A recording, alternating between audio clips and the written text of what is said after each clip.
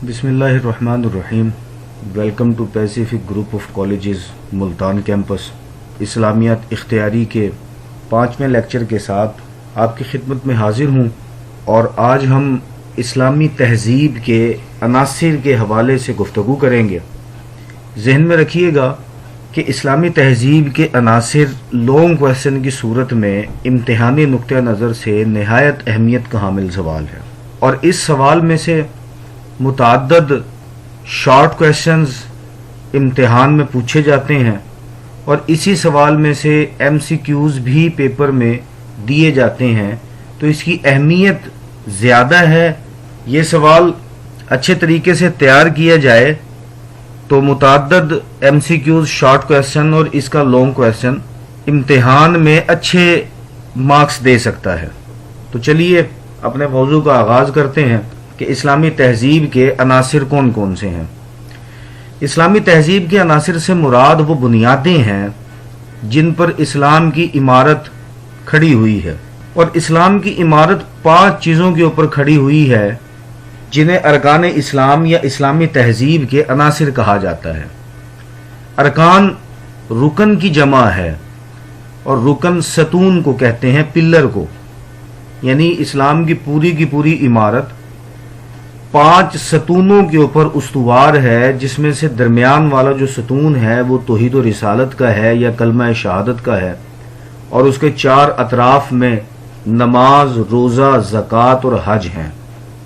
تو اسلام کی پوری عمارت انہی 5 ستونوں کے اوپر کھڑی ہوئی ہے.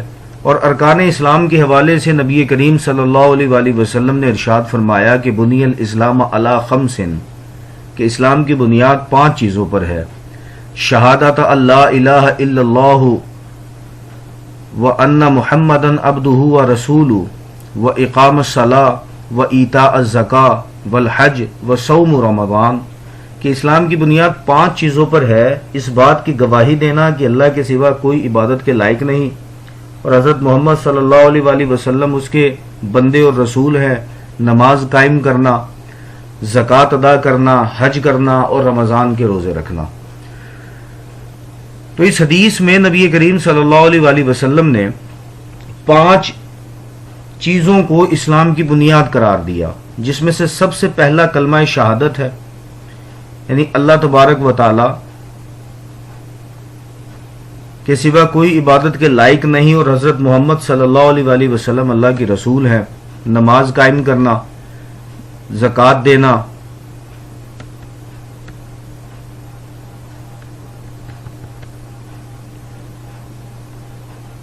نبی کریم صلی اللہ علیہ وآلہ وسلم کی اس حدیث کی روشنی میں اسلام کی بنیاد 5 چیزوں پر ہے، اور اہمیت کے اعتبار سے اس کی ترتیب یہاں پر موجود ہے کہ پہلے نمبر پر کلمہ شہادت، یعنی اس بات کی گواہی دینا کہ اللہ کے سوا کوئی عبادت کے لائق نہیں، اور حضرت محمد صلی اللہ علیہ وآلہ وسلم اللہ کے بندے اور رسول ہیں.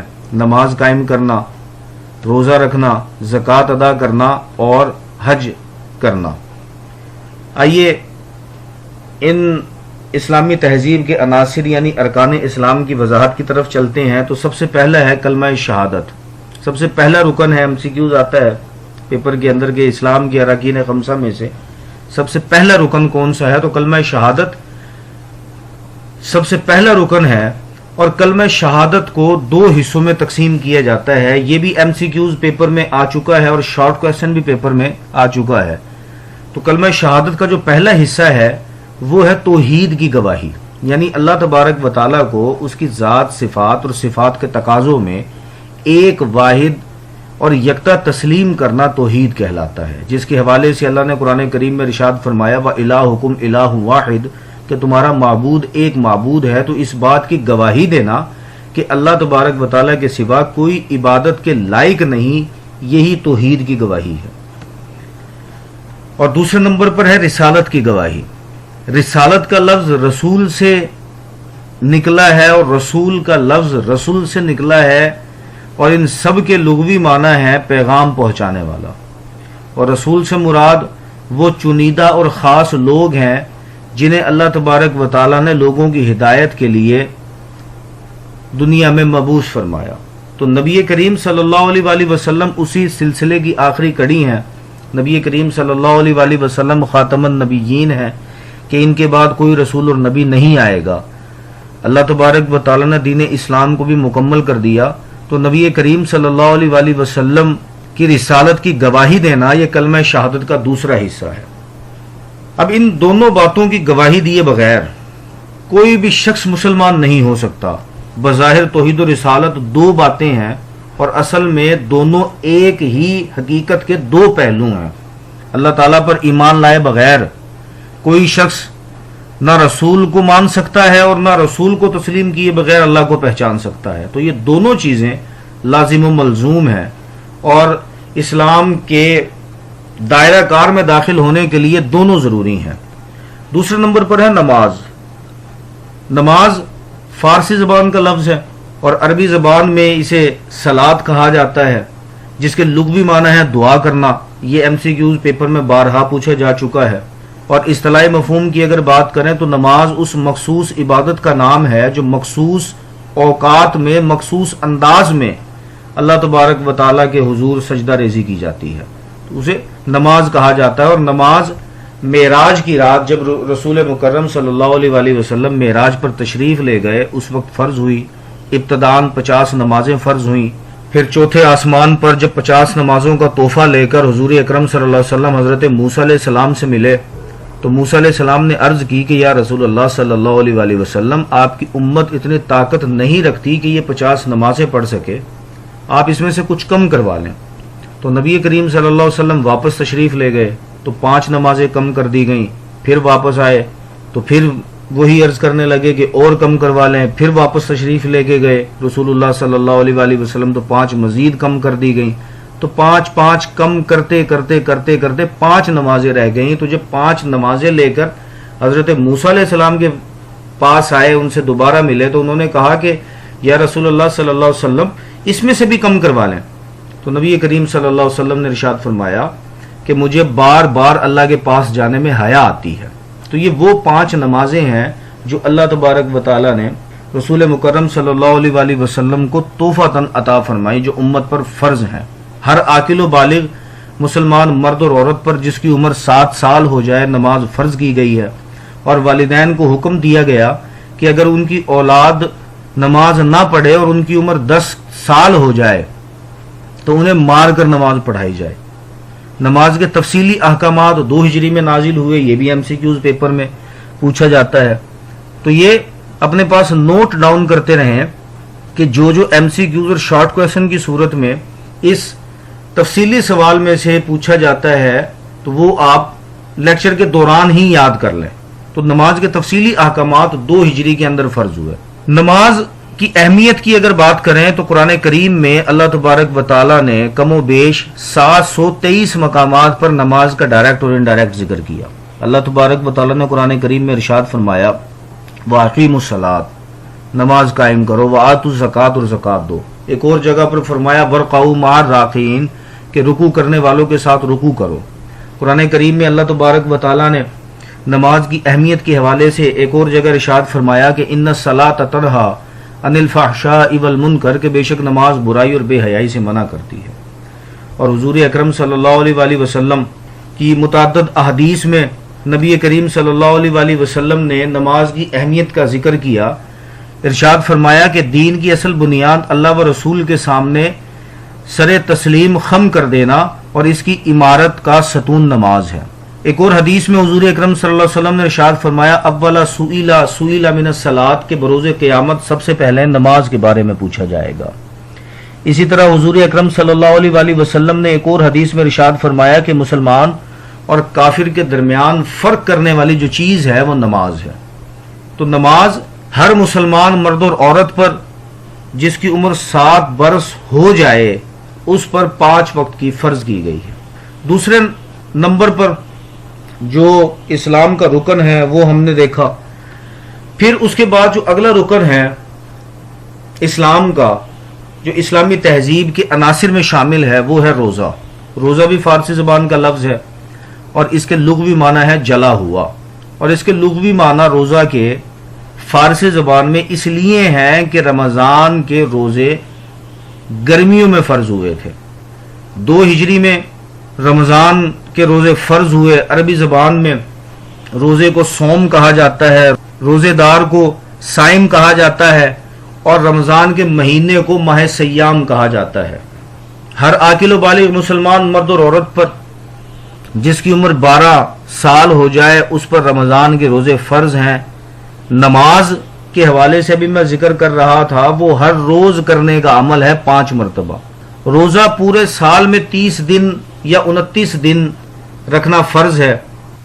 روزے کی فرضیت کے حوالے سے اللہ تبارک و تعالی نے قرآن کریم میں ارشاد فرمایا، یا ایھا الذین آمنوا کتب علیکم الصیام کما کتب علی الذین من قبلکم لعلکم تتقون، کہ اے ایمان والو تم پر روزے فرض کیے گئے جیسے تم سے پہلے لوگوں پر فرض کیے گئے تھے تاکہ تم متقی بنو.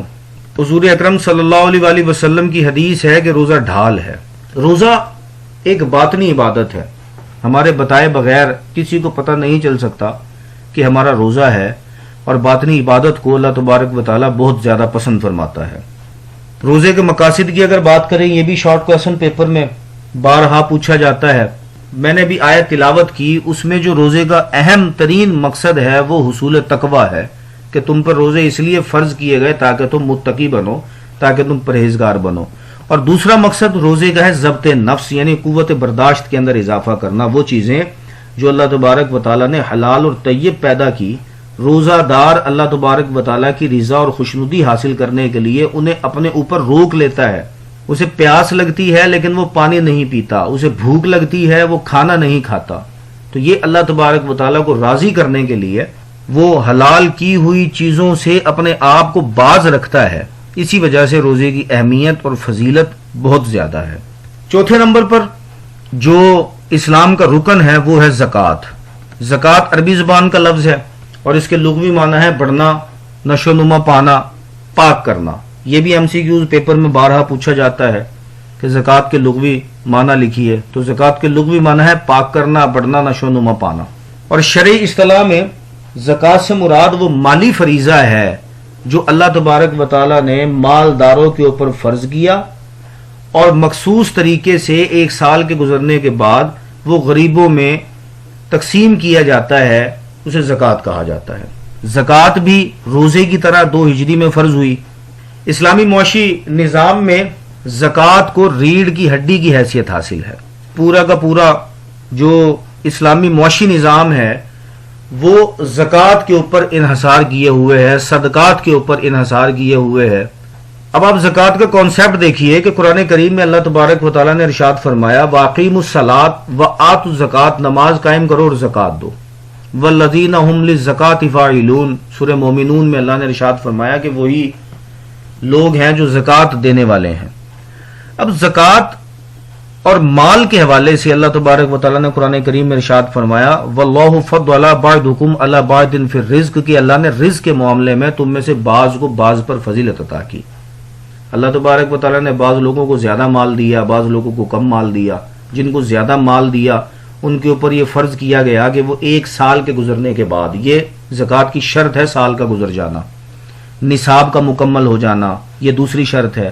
پھر اسی طرح اس شخص نے کسی کا قرض نہ دینا ہو یہ تیسری شرط ہے. تو زکوٰۃ کی تقریباً 9 شرائط ہے، جس میں سے سال کا گزر جانا، نصاب کا مکمل ہونا، جس کے اوپر زکوٰۃ فرض ہے وہ کسی کا غلام نہ ہو، آزاد ہو، اس کا مسلمان ہونا، عاقل و بالغ ہونا. بچے پر زکوٰۃ فرض نہیں ہوتی. وہ مال اس کی حاجات اصلیہ یعنی ضروریات زندگی سے زائد ہو. یہ ساری شرائط زکوٰۃ کی ہیں.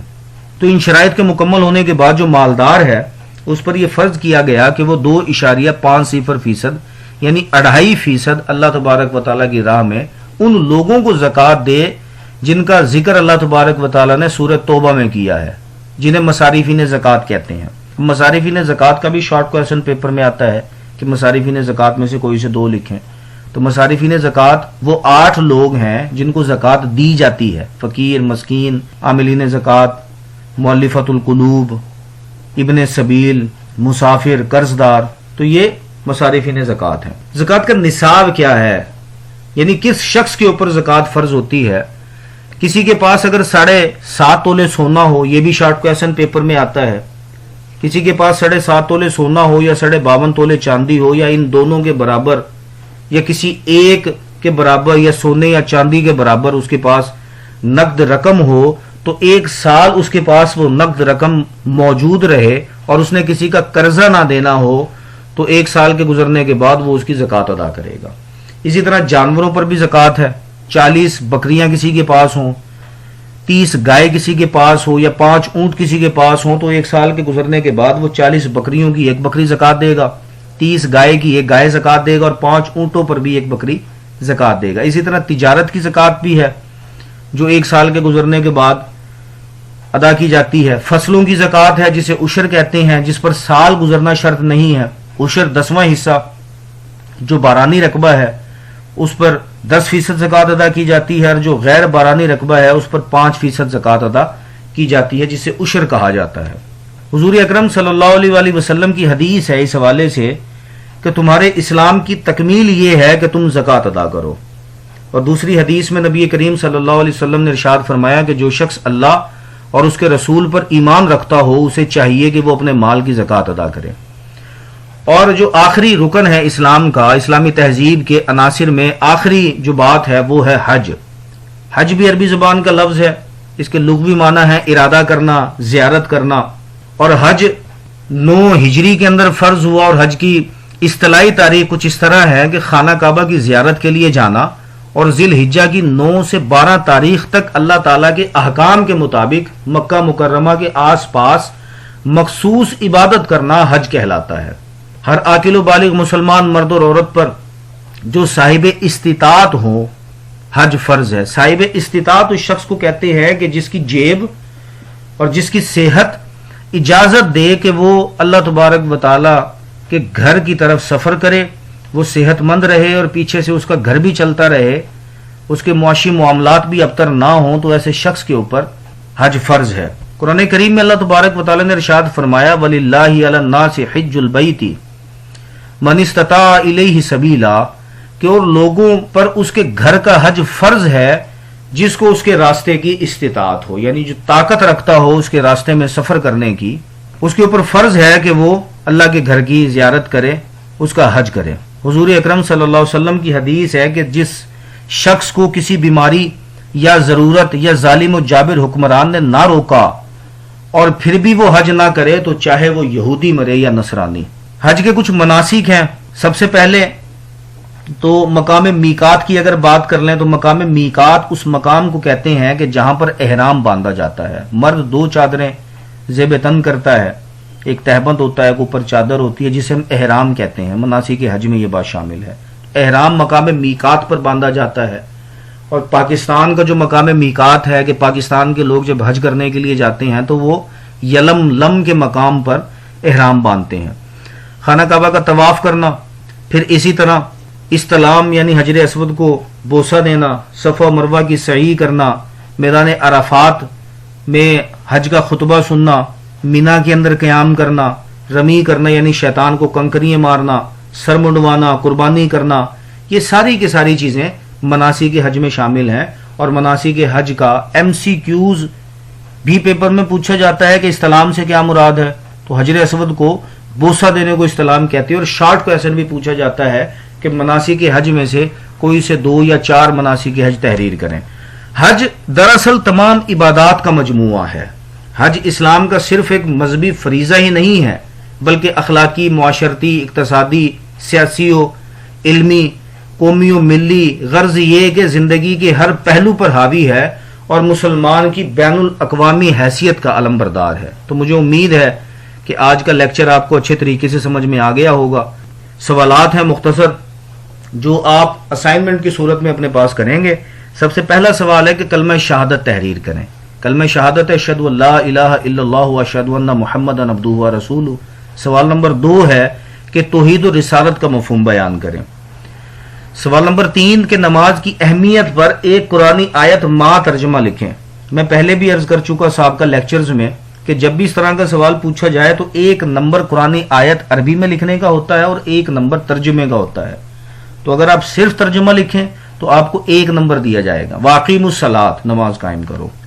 سوال نمبر 4 ہے نماز کے 2 فوائد تحریر کریں۔